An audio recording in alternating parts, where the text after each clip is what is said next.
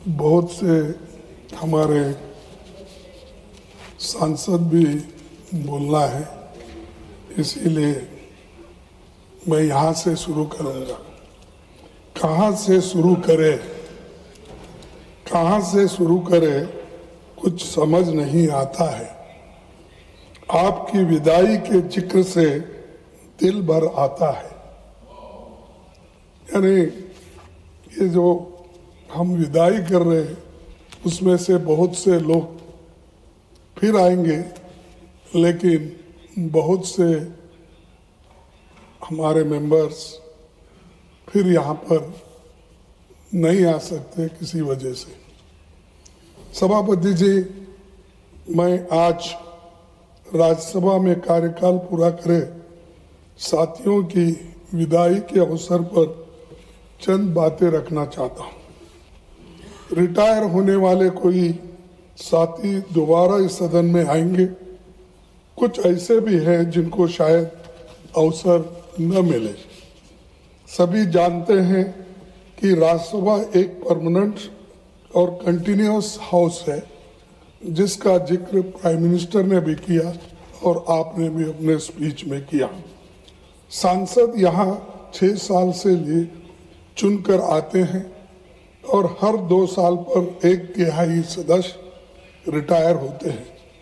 आज वही क्रम दोहराया जा रहा है और राजनीति में रहने वाले लोग यानी पब्लिक लाइफ में कभी रिटायर नहीं होते और देश की सेवा के जज्बे में टायर्ड भी नहीं होते। रिटायर भी नहीं होते और टायर्ड भी नहीं होते जो पब्लिक लाइफ में है। मैं स्वयं अपने लंबे संसदीय जीवन में पहली बार इस सदन का सदस्य बना हूँ। पहली बार मैंने 16 फरवरी 2022 से राज्यसभा में नेता प्रतिपक्ष की जिम्मेदारी संभाली। जल्दी ही इस सदन से मेरा पहला कार्यकाल पूरा होने जा रहा है, लेकिन राज्यसभा में विद्वान सांसद साथियों के साथ मैंने जो अनुभव हासिल किया है वो सबसे अलग और सबसे महत्वपूर्ण है। यहाँ जो बातें बोली जाती है ये हमको सीखने लायक है, क्योंकि मैं कम से कम 39 साल असेंबली में था और उसके बाद में यहाँ भी अब 20 साल होने आया। मोर और लेस मेरा 54-55 साल चल रहा है और इसमें कोई घटोती नहीं हुई। तो हम कोशिश करें कि यहाँ सीखने की कोशिश करते हैं और मैंने ये अनुभव हासिल किया। सभापति जी, अपने पूरे संसदीय जीवन में मैंने सदन में नियमित रूप से उसे उपस्थित रहने और चर्चाओं में भाग लेने की पूरी कोशिश करता हूँ और यहाँ अटेंड करने का मैं हमेशा कोशिश करता हूँ, इसलिए कि हमको कुछ अनुभव मिलता है। अलग अलग राज्यों से आए हुए नेताओं से, अलग अलग विचारधारा के लोगों से, अलग अलग अपने जो कुछ भी अनुभव है वो अनुभव भी यहाँ पर वो बताते हैं, तो वो सीखने लायक रहता है। और मैं हालांकि 54 साल मुझे कंप्लीट हो गए तो भी मुझे सीखने की ज़रूरत पड़ती है। इसलिए पड़ती है कि हर आदमी संपूर्ण ज्ञानी नहीं होता है। उसका ज्ञान उसी वक्त बढ़ता है जैसा वो पढ़ते जाता है, जैसा वो सुने जाता है, सीखे जाता है, तभी उसका और भी ज्ञान बढ़ते रहता है। अपनी जिम्मेदारी निभाने के साथ सभी पक्षों की बातों को सुनना, अच्छी बातों को सीखकर व्यवहार में लाने का प्रयास मैं लगातार करता रहा हूँ। उच्च सदन में मेरा बहुत सा खट्टा मीठा अनुभव रहा है। मैं इस मत का हूँ कि इस सदन को और अधिक सार्थक बनाने के लिए बहुत कुछ नए प्रयासों की जरूरत है, ताकि उच्च सदन समाज को और देश को बेहतर संदेश दे सकते हैं, मार्गदर्शन कर सकते हैं। मैं सबसे पहले श्री एच.डी. देवेगौड़ा जी नहीं है, वो तो वहाँ उपस्थित थे लेकिन यहाँ नहीं है, तो एच.डी. देवेगौड़ा जी का उल्लेख करना चाहूँगा। वे प्रधानमंत्री और कई पदों पर रहे। मैं देवेगौड़ा को बहुत दिन से 54 साल से जानता हूँ, उनके साथ ही मैं काम किया, लेकिन क्या हुआ मुझे मालूम नहीं। वो तो प्रेम हमारे साथ किए, मोहब्बत हमारे साथ, शादी मोदी साहब के साथ की, ये रिसेंटली हुआ, तो आप ऐसा माने मुझे मालूम नहीं है। सर शरद पवार जी एक राष्ट्रीय नेता है, उनके साथ भी हमारा दशकों का जुड़ाव रहा है। मुझे खुशी है कि वे दोबारा इस सदन का मार्गदर्शन करेंगे। संसदीय मामलों के गहन जानकार हमारे डीएमके के साथी तिरुचि शिवा जी अगले 6 साल सदन की कार्रवाई में फिर भाग लेंगे और उन्होंने बहुत कुछ अपनी बातों को रखा। रामदास अथौले साहब, जिनका जिक्र हमारे प्रधानमंत्री जी ने किया, वो अपने कविता के रूप में ही हमेशा मोदी जी का गुणगान गाते हैं। हमेशा, आपको छोड़ के दूसरा कविता ही उनको नहीं आती। जो कविता उन्होंने लिखती है वो सिर्फ आपके बारे में लिखती है, लेकिन मैं समझता हूँ ये 6 साल अब तो पूरा मिला है उनको, आगे तो जरा कम करेंगे ऐसा मैं सोचता हूँ। सर दिग्विजय सिंह जी को पूरा देश जानता है। एक दशक तक मध्य प्रदेश में मुख्यमंत्री के रूप में उनका बहुत अच्छा योगदान रहा। राज्यसभा सांसद और शिक्षा संबंधी संसदीय स्थायी समिति के अध्यक्ष के रूप में उन्होंने उल्लेखनीय काम किया और वो रिपोर्ट भी आज उन्होंने आपके सामने पेश किया। सर केटीएस तुलसी और अभिषेक मनु सिंघवी ने संसदीय वाद विवाद को गरिमा दी। नागरिक स्वतंत्रता, न्यायिक स्वतंत्रता और विभिन्न मुद्दों पर उनके भाषणों ने सदन पर गहरी छाप छोड़ी है। हमारे मुखर साथी शक्ति सिंह गोयल और नीरज डांगी की बातें करते हुए मैं भावुक होता हूँ, इसीलिए कि अपनी योग्यता और क्षमता के साथ इन्होंने सराहनीय योगदान दिया है। सदन के साथ साथ संसदीय समितियों में भी अच्छा काम किया है।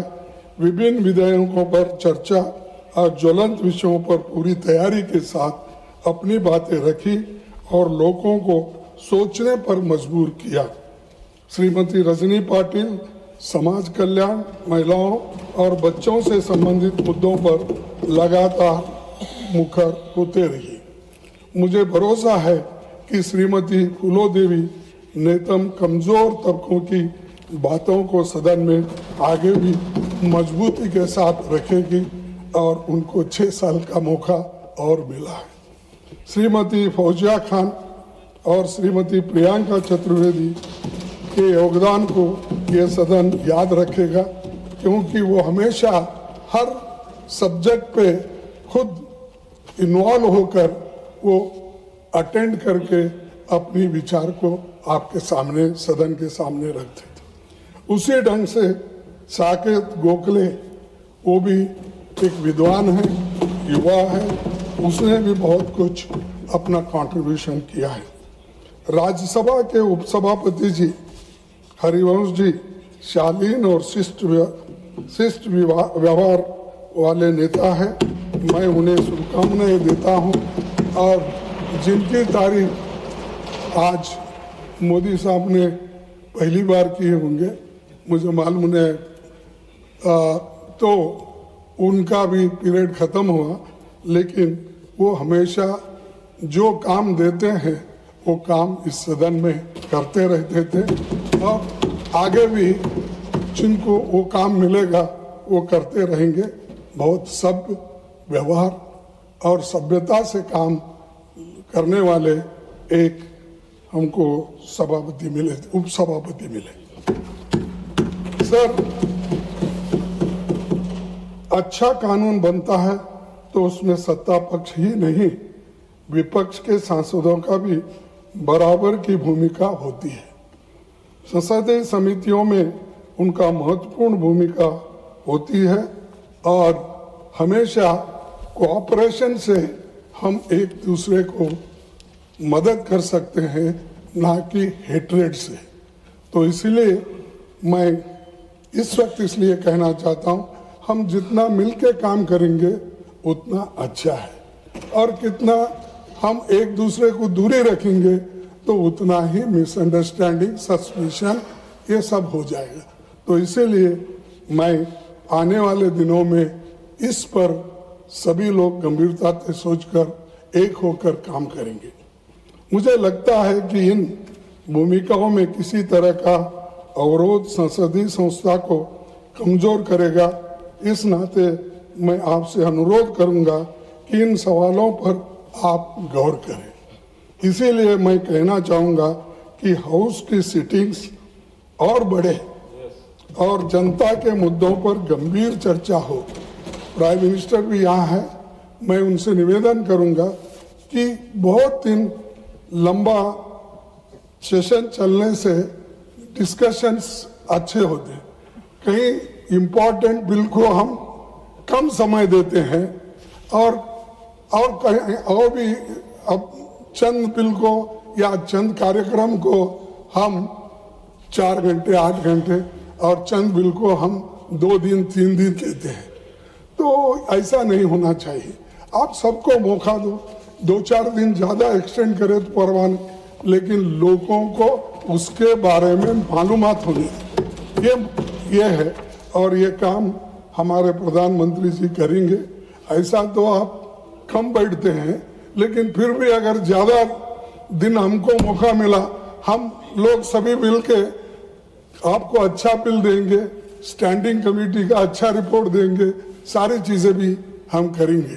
तो ये मैं आपसे चाहता हूं कि पार्लियामेंट को ज्यादा दिन देने का मौका प्राइम मिनिस्टर हमको देंगे। गरीबों, कमजोर तबकों को, किसानों और मजदूरों के हित के मुद्दों पर ज्यादा बात हो सके। अक्सर जब हम ये मुद्दे उठाते हैं तो सत्ता दल इसे आलोचना मान लेता है और बिना सुने खंडन करने लगता है, जबकि सरकार को जनता की चिंताओं पर गंभीरता से गौर करना चाहिए। सभापति जी, सीमित अवसरों में भी जब सांसद अपनी महत्वपूर्ण बातें रखते हैं तो कई बार उन्हें कार्रवाई से हटा दिया जाता है।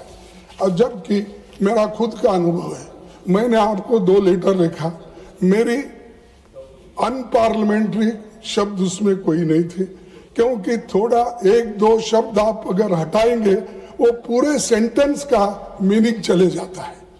तो इसीलिए आप इसको गंभीरता से लो, क्योंकि सडनली इसको हटाओ, उसको हटाओ, ये शब्द को हटाओ, ये सेंटेंस हटाओ, तो इससे बहुत बड़ा नुकसान डिबेट का ही नहीं, आने वाले जो लोग हमारे प्रोसीडिंग्स पढ़ेंगे वो कहेंगे ये क्या अपोजिशन लीडर ने बात किया, जो मीनिंगलेस ये बात होती है। तो कम से कम मेरे को इस उम्र में वो सर्टिफिकेट तो मत दो जो मीनिंगलेस बात किया है। तो मैं ये चाहता हूं। और सभापति जी, सीमित अवसरों में भी जब सांसद अपनी महत्वपूर्ण बातें रखते हैं तो कई बार उन्हें कार्रवाई से हटा दिया जाता है, जबकि वे बातें असंसदीय नहीं होती। शब्द हटने से कही हुए बातों का अर्थ भी बिगड़ सकता है। मेरा मानना है कि समय समय पर राज्यसभा के रूल्स और प्रोसीजर्स की समीक्षा आवश्यक है। यह विषय अभी जनरल पर्पस कमेटी के समक्ष विचाराधीन है और इस पर गंभीरता से विचार होना चाहिए। तो वो आपके हाथ में है, आप ये कर सकते हैं। तो रूल्स ऑफ प्रोसीजर में अगर ठीक ठाक कर दिए तो यहाँ कुछ होने वाला नहीं है। कि यहाँ आपको कोई, एक पार्लियामेंट्री डेमोक्रेसी में तो क्रिटिसिज्म होता है, आप भी मुझे कुछ बोलेंगे, मैं भी आपको कुछ बोलूंगा, ये डेमोक्रेसी का तरीका है।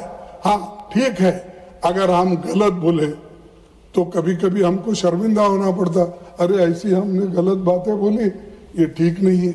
लेकिन गलत को भी आप सच करने की बात सोचे तो वो ठीक नहीं रहता। तो इसीलिए मैं आपसे यही चाहूंगा कि आप इस वक्त फिर एक बार ये रूल्स ऑफ प्रोसीजर को आप देखेंगे, ऐसा मैं निवेदन करता हूं। सभापति जी, समय अपनी गति से चलता रहता है, संस्थाएं काम कायम रहती है, लोगों के चेहरे बदलते रहते हैं। जो साथी दोबारा चुनकर आ रहे हैं उनका स्वागत है, जो यहाँ से रिटायर होकर जा रहे हैं वे सार्वजनिक जीवन में अपना योगदान जारी रखेंगे। यहाँ का अनुभव उन्हें सार्थक भूमिकाओं के लिए बेहतर सामर्थ्य देगा। एक शायर ने कहा है, मैं आपको सुनाऊंगा, क्योंकि आप पहले एक दो शायरी बोलते थे पार्लियामेंट में, तो अब वो छोड़ दिए आप, तो मैं बोलता हूँ, विदाई तो है दस्तूर जमाने का पुराना, विदाई तो है दस्तूर जमाने का पुराना, पर जहां भी जाना अपनी छाप कुछ ऐसे छोड़ जाना कि हर कोई गुनगुनाए तुम्हारे ही तराना। इस बातों के साथ मैं रिटायर हो रहे अपने साथियों को, उनको योगदान के लिए बधाई और भविष्य के लिए शुभकामनाएं देता हूं। और हम सभी एक होकर, भाईचारे से एक होकर देश के हित में काम करेंगे, ऐसा मेरे विचार आपके सामने रख के मेरे 4 शब्दों को समाप्त करता हूं। जय हिंद। Now